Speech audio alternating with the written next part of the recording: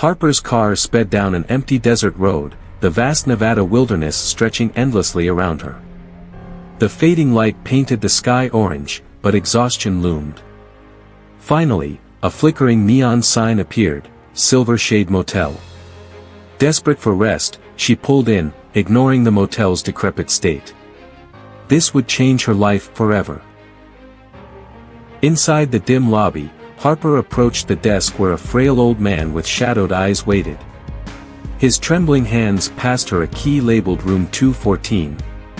"If you need anything at all," he said cryptically. She brushed off his tone, attributing it to his age. Eager to rest, she headed for the room.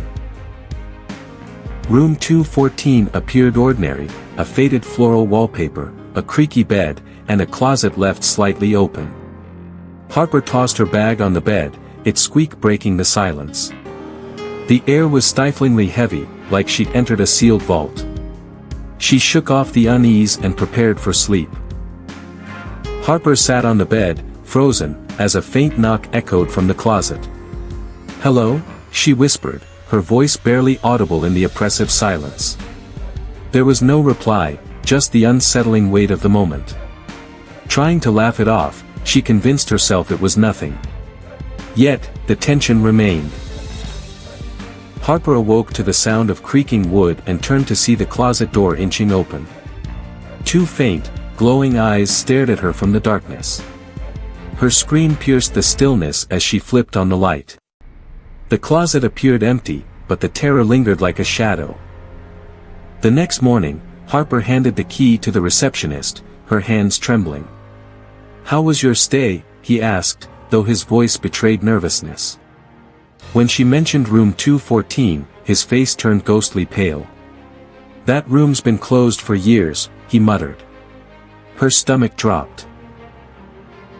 Harper demanded answers, and the receptionist finally relented. "The last guest of Room 214 was found hanging in the closet," he revealed. "No one had stayed there since, until last night." Harper felt her heart plummet. The man added quietly, "The room doesn't let you leave alone." As Harper loaded her suitcase into the car, the air seemed heavier, oppressive. A faint whisper carried through the wind, "You shouldn't have come."